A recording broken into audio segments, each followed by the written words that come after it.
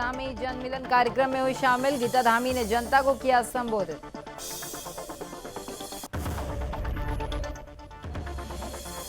उत्तराखंड में पुष्कर सिंह धामी सरकार ने देवस्थानम बोर्ड को किया भंग। सीएम ने कहा, हमारी सरकार ने 4 धाम देवस्थानम प्रबंधन विधेयक को वापस लेने का किया निर्णय।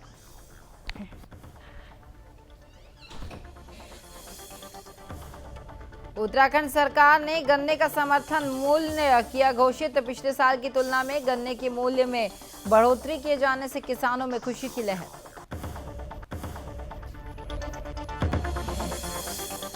उत्तराखंड के सीएम पुष्कर सिंह धामी पहुंचे सितारगंज। सीएम धामी ने किसान चीनी मिल का विधि विधान से पूजा अर्चना कर किया शुभारंभ। अल्मोड़ा में बीजेपी के जिला उपाध्यक्ष गिरीश सत्यवली ने की पत्रकार वार्ता। जिला उपाध्यक्ष ने कहा, 2022 के विधानसभा चुनाव में धामी के नेतृत्व में बीजेपी की बनेगी सरकार।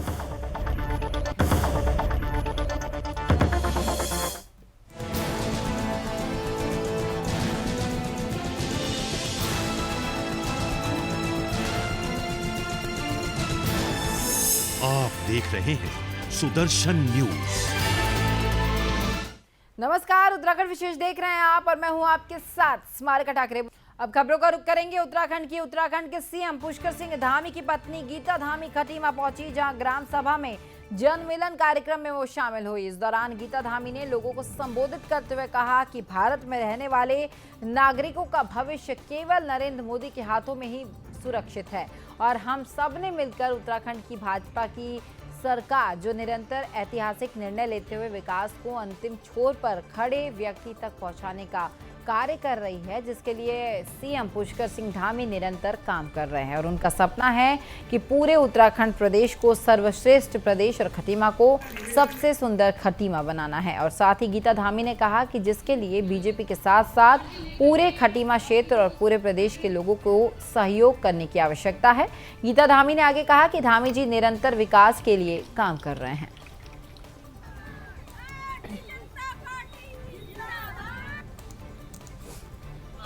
ग्राम सभा अमाऊ में वार्ड नंबर 9 में जो है जन संवाद कार्यक्रम में उपस्थित रहे। सभी के बीच में सभी ने अपनी अपनी समस्याओं को समक्ष रखा और उन समस्याओं को माननीय मुख्यमंत्री जी के समक्ष रख करके सारी समस्याओं के समाधान के लिए जो है बात की जाएगी, उनको आश्वासन दिया है। और आज इसी क्रम में घर घर भाजपा हर हर भाजपा लक्ष्य को जो है प्राप्त करने के लिए सभी कार्यकर्ताओं के साथ में, सभी ग्रामवासियों के साथ में मिलकर के जागरूकता अभियान चलाया गया। तो वहीं उत्तराखंड में पुष्कर सिंह धामी सरकार ने देवस्थानम बोर्ड को भंग कर दिया है। खुद मुख्यमंत्री पुष्कर सिंह धामी ने इसकी आधिकारिक घोषणा की। सीएम धामी ने कहा कि हमारी सरकार ने 4 धाम देवस्थानम प्रबंधन बोर्ड विधेयक को वापस लेने का निर्णय लिया है। आपको बताएं कि देवस्थानम बोर्ड एक्ट मुख्यमंत्री त्रिवेंद्र सिंह रावत की सरकार में बना था। इसके बाद 2 साल पहले देवस्थानम बोर्ड की स्थापना की गई थी। यह बोर्ड 4 धामों केदारनाथ, बद्रीनाथ, गंगोत्री और यमुनोत्री से जुड़े 51 मंदिरों की देखरेख करता है। पुरोहित इस बोर्ड के गठन का विरोध कर रहे थे। उनका कहना है कि इस बोर्ड ने मंदिरों पर उनके परंपरागत अधिकार को खत्म कर दिया है। विधानसभा चुनाव से पहले भी देवस्थानम बोर्ड का मुद्दा खूब उछाला जा रहा था। कांग्रेस के चुनाव प्रभारी हरीश रावत ने पहले ही इस बात की घोषणा कर दी थी कि कांग्रेस की सरकार बनने पर देवस्थानम बोर्ड को खत्म कर दिया जाएगा। धामी सरकार पर इसका भी बड़ा दबाव था।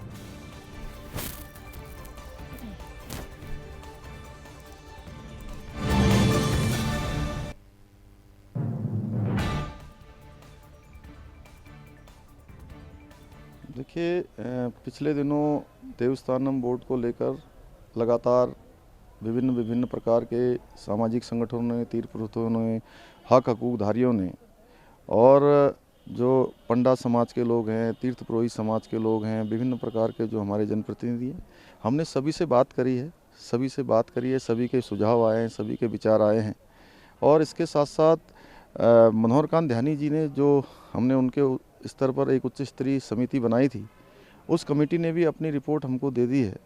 हमने सारे विचारों पर, सारे पहलुओं पर सारा विचार करते हुए हमारी सरकार ने निर्णय लिया है कि हम इस अधिनियम को वापस ले रहे हैं और आगे चलकर हम सभी से बात करके जो भी उत्तराखंड राज्य के हित में होगा उस पर जो है आगे हम कार्रवाई करेंगे। तो सभी से बात करेंगे, लेकिन फिलहाल हम इस अधिनियम को वापस ले रहे हैं। ये जो आगे आने वाले चुनाव हैं उनमें आसन्न हार से भयभीत सरकार का फैसला है।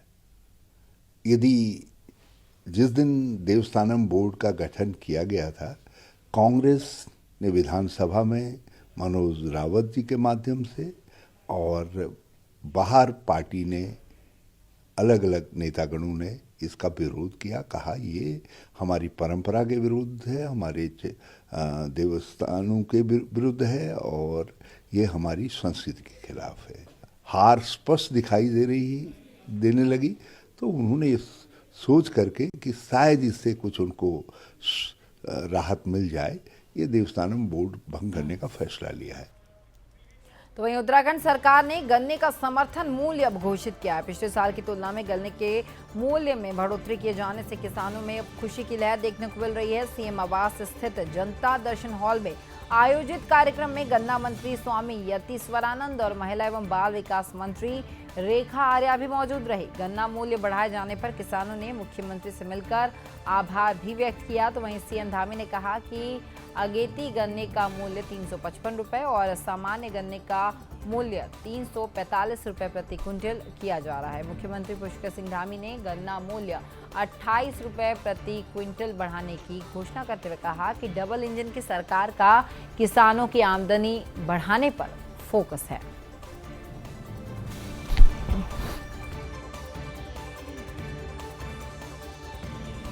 तो वहीं उत्तराखंड के सीएम पुष्कर सिंह धामी सितारगंज पहुंचे, जहां सीएम धामी ने किसान चीनी मिल का विधि विधान से पूजा अर्चना कर शुभारंभ किया। इस दौरान पूर्व मुख्यमंत्री विजय बहुगुणा, कृषि मंत्री स्वामी यतीश्वरानंद, क्षेत्रीय विधायक सौरभ बहुगुणा के साथ बड़ी संख्या में भाजपा नेता सहित किसान भी मौजूद रहे। इस दौरान सीएम धामी ने कहा कि 2017 से जब से चीनी मिल बंद हुई है तब से इसको चलाने के लिए किसानों की तरफ से मांग की जा रही थी, पर किन्हीं कारणोंवश वह चल नहीं पाई। लेकिन अब किसानों और क्षेत्रीय विधायक की मांग को देखते हुए इस सत्र में उनकी सरकार ने इसे चलाने का निर्णय लिया है। तो वहीं इस बार उनकी सरकार ने गन्ना मूल्य में वृद्धि करते हुए 355 रुपये मूल्य निर्धारित किया है। आपको बताएं कि उनकी सरकार प्रधानमंत्री नरेंद्र मोदी जी के नेतृत्व में लगातार किसानों के हित को देखते हुए जो कार्य है वो लगातार कर रही है।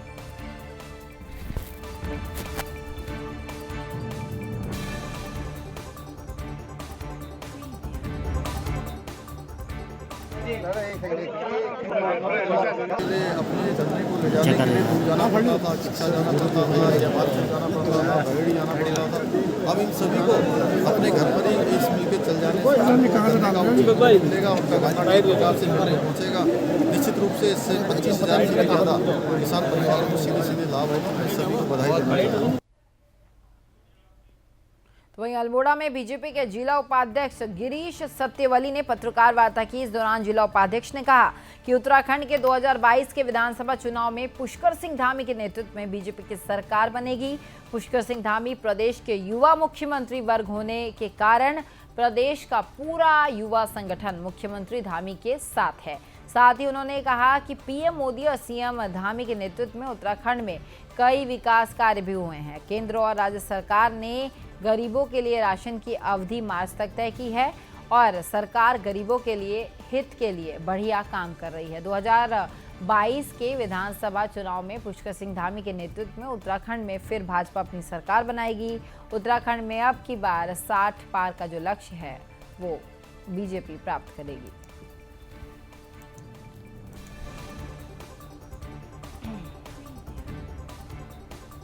बाईस मैं फिर यहाँ पर देखना चाहूँगा, क्योंकि पब्लिक का मन जो है पुष्कर सिंह धामी जी एक युवा वर्ग के मुख्यमंत्री होने के कारण पूरा युवा संगठन भी उनके साथ है।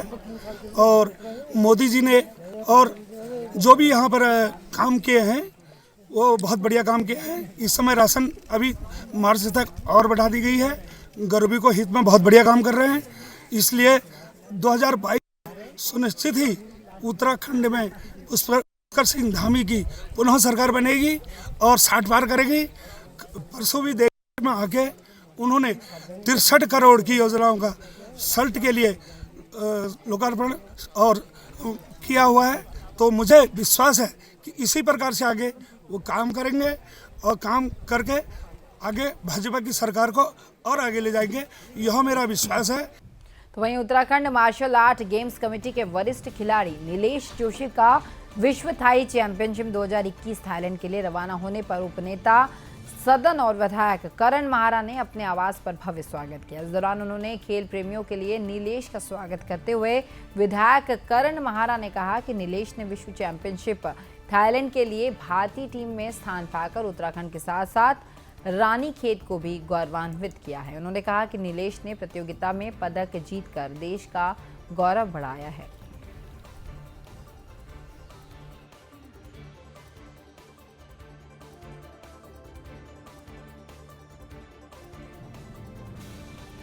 वहीं अल्मोड़ा जिले के सल्ट विधायक महेश जीना ने विधानसभा में 2.25 करोड़ की लागत से 2 मोटर मार्गों का भूमि पूजन किया। आपको बताएं कि रोड का निर्माण कार्य लोक निर्माण विभाग की तरफ से किया जा रहा है। इस मोटर मार्ग के बनने से ग्राम सोली, डगरिया, तराड़ के गांव के ग्रामीणों को मोटर मार्ग का लाभ मिल सकेगा। मोटर मार्ग के भूमि पूजन पर ग्रामीणों ने विधायक महेश जीना का आभार भी व्यक्त किया। तो वहीं सल्ट के विधायक महेश जीना ने मुख्यमंत्री पुष्कर सिंह धामी का आभार व्यक्त किया। इस मौके पर मंडल अध्यक्ष देवी दत्त शर्मा, विक्रम विष्ट, प्रदेश कार्यकारिणी सदस्य नरेंद्र भंडारी, सदस्य जिला पंचायत मंजू रावत, महामंत्री भगवत सिंह मौजूद रहे।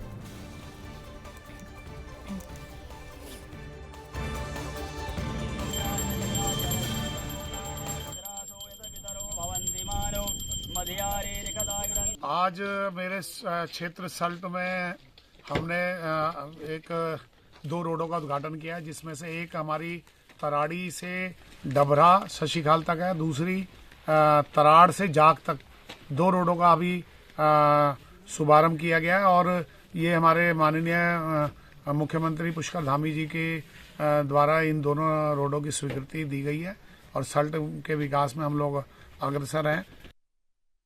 पूरे प्रदेश में बीजेपी सरकार विकास कार्यों के लिए अग्रसर है। तो वहीं जनपद उधम सिंह नगर के जशपुर में पूर्व कैबिनेट मंत्री विनय रूहेला लगातार जशपुर के विकास के लिए हर सफल प्रयास कर रहे हैं। इसी कड़ी में विनय रूहेला ने एक प्रेस कॉन्फ्रेंस की है। इस दौरान उन्होंने ये कहा है कि आकाशवाणी रेडियो स्टेशन के लिए प्रयास किया जा रहा है।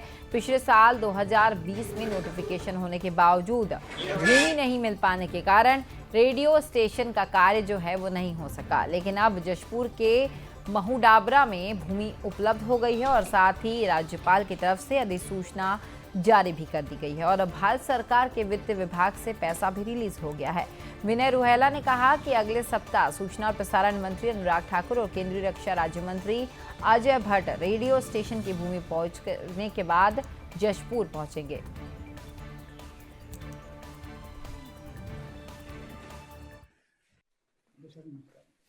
हमने मांग की है कि एक तो जो आकाशवाणी भवन, वो जो नगर पालिका भवन है, उसका पैसे की स्वीकृति का आदेश जारी हो। यहाँ पर मिनी स्टेडियम नहीं है। जिधर भी मैं जाता हूँ बच्चे कहते हैं साहब स्टेडियम नहीं है, तो मिनी स्टेडियम की मांग मैंने की है, उसके लिए हम कार्रवाई शुरू कर भी दी हमने। यहाँ सिविल लाइन बनना बहुत जरूरी है। जशपुर के अंदर सिविल लाइन बन जाए तो इसका जो निश्चित रूप से शहर की आबहवा बदलेगी। बहुत सारा गड्ढों के कारण जो है पानी का सैनिटाइजेशन ऊपर नीचे हो रहा है, दीवारों में बीमारी बढ़ती है। और जशपुर के अनेक मार्गों की स्वीकृति कल वो करने वाले हैं। विधानसभा के अंदर नगर का भराव इतना गंदा है, पानी से सब बहुत तेजी सड़े पड़े हैं, तो मैंने 1 करोड़ के लिए मांग की है। तो वहीं काशीपुर के विधायक हरभजन सिंह चीमा ने पत्रकार वार्ता की। इस दौरान उन्होंने एक बार फिर से अपने बेटे त्रिलोक सिंह चीमा के लिए पार्टी की टिकट की दावेदारी पेश की है। पत्रकार वार्ता में विधायक चीमा ने जहां बीते रोज बलराज पासी की रैली को पार्टी में दरार डालना करार दिया था, तो वहीं पहले वो सीधे तौर पर पासी का नाम लेने से बचते हुए दिखाई दे रहे थे। तो वहीं बाद में चीमा ने रोड शो में लगे नारे हर हर काशी घर घर पासी को गलत बताया है हाल ही में। और साथ ही पत्रकार वार्ता में चीमा पासी के रोड शो पर जमकर बरसे। उन्होंने इस रोड शो को पार्टी विरोधी गतिविधि तक कह दिया। इस बीच चीमा ने अपने 20 सालों के अब तक के कार्यकाल को शहर के लिए उपलब्धि बताया। उन्होंने कहा कि उनके इस कार्यकाल में काशीपुर विधानसभा के हर घर को बिजली पानी के साथ साथ हर घर तक पक्की सड़कों का जाल बिछाया गया है। अपने बेटे त्रिलोक सिंह चीमा को दावेदार के रूप में पेश किए जाने को लेकर उन्होंने कहा कि अब जो है उनकी आयु 70 के पार हो गई है और पार्टी की नीति है कि 75 पार लोगों को पार्टी टिकट नहीं देती है। अब अगर पार्टी की ओर से उन्हें टिकट के लिए मना किया जाता है तो वो स्वयं को दावेदारी से अलग कर लेंगे, लेकिन अपने बेटे त्रिलोक सिंह चीमा के लिए वो पार्टी से टिकट मांग रहे हैं। हालांकि चीमा ने यह भी कहा है कि वो टिकट मांग रहे हैं, लेकिन निर्णय अंतिम रूप से पार्टी को ही लेना है। एक नारा भी लगाया है काशीपुर का। मैं नहीं समझता कि कोई ऐसा क्राइम हुआ हो कि किसी ने भी गुंडाई करते हुए किसी से नाजायज पैसा मांगा हो या किसी के ऊपर दबाव दिया हो कि भाई पैसा चाहिए। ऐसा कोई केस मेरे सामने नहीं आया और काशीपुर में ऐसा कोई केस नहीं। जबकि लूट की भी घटनाएं लगातार कोतवाली के सामने पलटेमारी हो रही है, तमाम घटनाएं देखी जा रही हैं। जहाँ जनता होगी वहाँ लूट, थोड़े बहुत कत्ल वतल, प्रॉपर्टी केस, ऐसे ये गुंडा राज में नहीं आते। मेरी जमीन किसी ने दबा रखी है और उसके ऊपर मुकदमा चल रहा, लाठी चल जाती है, तो दैट इज नॉट गुंडा राज। गुंडा राज वो है जो किसी से आदमी मतलब ऐसा भय पैदा करते क्षेत्र में कि हर आदमी उसके जाने के ऊपर नोट लेके खड़ा हो जाए। तो वहीं उत्तराखंड में विधानसभा चुनाव को लेकर चुनावी सरगर्मियां अब तेज हो गई। राजनीतिक दलों की तरफ से मतदाताओं को अपने पक्ष में करने के लिए जनसभाएं और जनसंपर्क अभियान चलाकर माहौल बनाने का प्रयास किया जा रहा है। इसी कड़ी में उधम सिंह नगर के कीछा में बहुजन समाज पार्टी ने कार्यकर्ता सम्मेलन आयोजन किया। इस दौरान सैकड़ों की संख्या में कार्यकर्ता मौजूद रहे और कार्यक्रम में बतौर मुख्य अतिथि पहुंचे बहुजन समाज पार्टी के राष्ट्रीय कोऑर्डिनेटर आकाश आनंद और राष्ट्रीय उपाध्यक्ष आनंद कुमार ने कार्यकर्ताओं को संबोधित किया। वक्ताओं ने कहा कि संगठन में 50% युवाओं की भागीदारी कर पार्टी का जनाधार बढ़ाने का काम किया जाएगा। उन्होंने युवाओं से आगे आकर महापुरुषों के आदर्शों पर चलकर दलितों, पिछड़ों और उपेक्षित लोगों को मान सम्मान दिलाने के लिए आगे आने का आह्वान किया है। साथ ही उन्होंने कहा है कि ये लड़ाई दलित समाज के मान, सम्मान और अधिकार की है। साथ ही जनता से आगामी विधानसभा चुनाव में बहुजन समाज पार्टी को समर्थन देने की अपील करते हुए कांग्रेस और बीजेपी पर उन्होंने हमला बोला। आयरन लेडी उपाध्यक्ष श्री आनंद कुमार जी और राष्ट्रीय कोऑर्डिनेटर श्री रामजी गौतम जी यहाँ पर आए थे और सभी कार्यकर्ताओं ने, सब समाज के लोगों ने बहुत भारी संख्या में, जैसे कि आपने देखा, बड़े अनुशासन के साथ यहाँ पर हिस्सेदारी की है और मुझे लगता है ये अनुशासन बहुजन समाज पार्टी को हमें मंजिल की ओर लेकर के जाए। जिस तरह 2012 से लेकर के अब तक जो थी कोई भी सीट नहीं हासिल कर पाए थे। 2012 में भी हमने सर्व समाज के लोगों को, मैं यहाँ का प्रदेश अध्यक्ष था, सर्व समाज के लोगों को पार्टी से जोड़ करके हमारी मर्जी के बगैर यहाँ पर उत्तराखंड में सरकार नहीं बनी थी। निश्चित तौर से हम संगठन को इतना मजबूत करेंगे, सर्व समाज के लोगों को पार्टी जोड़ेंगे, या तो सरकार हमारी बनेगी या हमारी मर्जी के बगैर कोई सरकार उत्तराखंड में। नारे किसी भी राजनीतिक दल के विचार और सोच को व्यक्त करने का माध्यम है। चुनाव में नारों की अहमियत तब भी थी और आज भी है। पार्टी के कार्यकर्ताओं में जोश भरने के लिए ऐसे नारों की महत्वपूर्ण भूमिका रहती है। एक ऐसा ही नारा कांग्रेस पार्टी के राष्ट्रीय महासचिव प्रियंका गांधी वाड्रा आगामी 2022 में उत्तर प्रदेश में होने वाले विधानसभा चुनाव में देते हुए दिखाई दी। अब इस नारे की गूंज ने उत्तराखंड में कांग्रेस के सिंबल पर टिकट मांग रही है। महिला उम्मीदवारों के अंदर एक आशा और जोश भर दिया गया है और अब वो खुलकर कांग्रेस के आलाकमान से अपनी हक की मांग उठाने लगी है। जी हां, हम बात कर रहे हैं यमकेश्वर विधानसभा और लैंसडाउन विधानसभा से कांग्रेस के सिंबल पर टिकट मांग रही उन महिलाओं की जो ये कह रही है कि जिस प्रकार उत्तर प्रदेश में प्रियंका गांधी ने 40% महिलाओं को चुनाव में भागीदारी देने का ऐलान किया, ऐसा ही कुछ ऐलान उत्तराखंड की राजनीति में सक्रिय भूमिका निभाने वाली महिलाओं के लिए भी किया जाए। अगर महिलाओं को प्रतिनिधित्व करने का मौका मिलेगा तो महिलाओं को अपनी काबिलियत, क्षमता को दिखाने का मौका भी मिलेगा।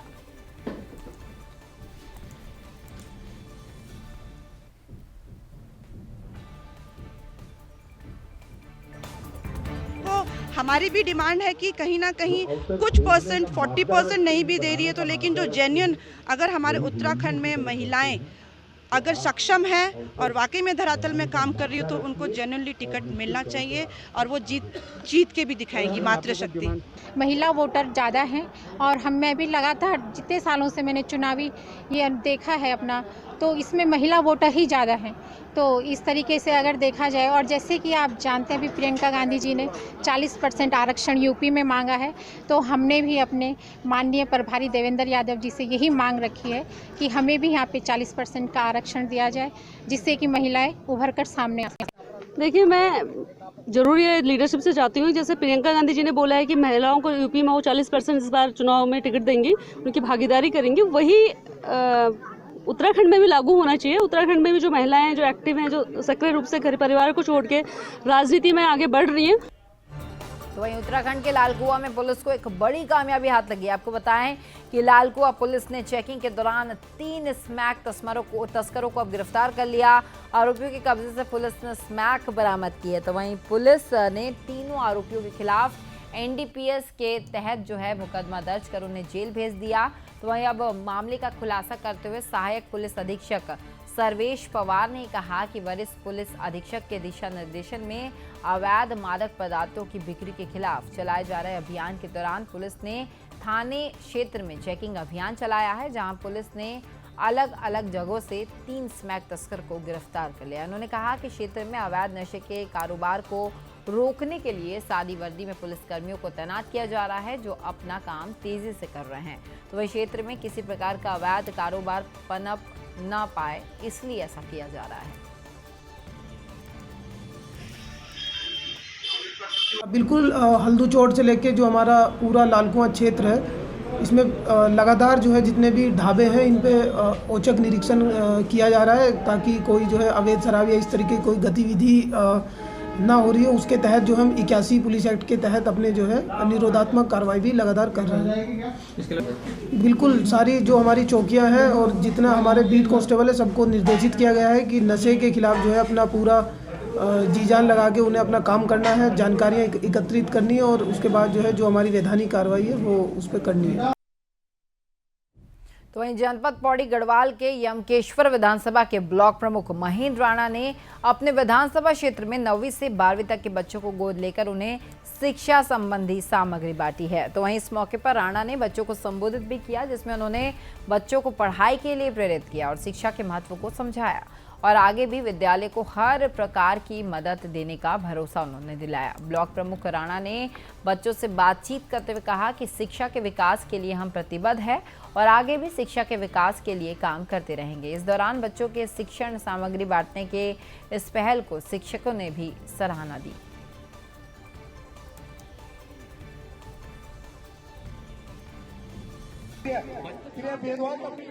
यमकेश्वर विधानसभा के अंतर्गत विकास खंड दुगड्डा में राजकीय कन्या इंटर कॉलेज दुगड्डा, राजकीय इंटर कॉलेज धोबीघाट में बच्चों से मुलाकात है। उनके फ्यूचर के बारे में बात की जाएगी, किस तरह से उनके लिए और हम अच्छा कर सकते हैं, बच्चों के भविष्य के लिए कितना अच्छा सोच सकते हैं, किस तरह से हम उनको एजुकेशन में और आगे बढ़ा सकते हैं, किस तरह से हमारे अच्छे स्पोर्ट्स मैन निकल सकते हैं बच्चे, क्योंकि जब हमारा यमकेश्वर विधानसभा शिक्षित होगा तभी यहाँ विकसित होगा। तो मेरा उन बच्चों से मुलाकात करके आगे के फ्यूचर के बारे में हम बात करेंगे, किस तरह से हम क्षेत्र में बेरोजगारी दूर कर सकते हैं।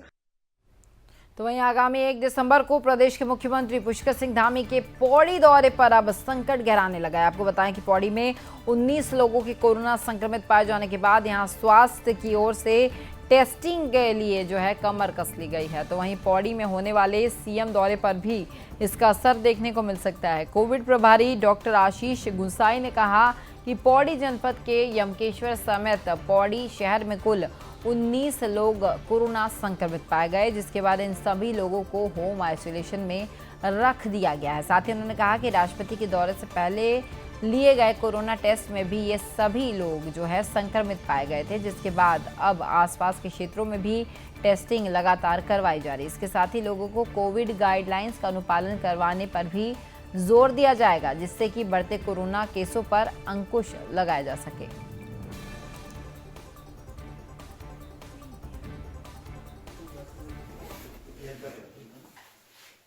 अभी हमने राष्ट्रपति जी का जब यहाँ पे आगमन हुआ तो उसके जितने लोगों की ड्यूटी लगी थी उन लोगों की सैंपलिंग की गई स्क्रीनिंग के तौर पे, तो उसमें 19 लोग पॉजिटिव पाए गए।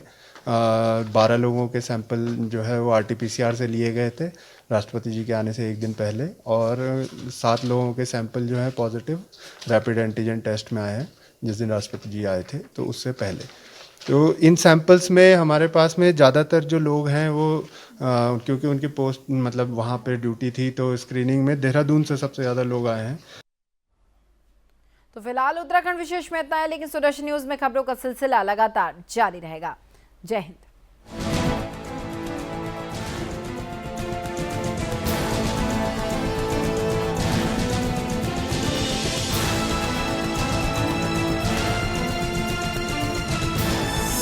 आप देख रहे हैं सुदर्शन न्यूज।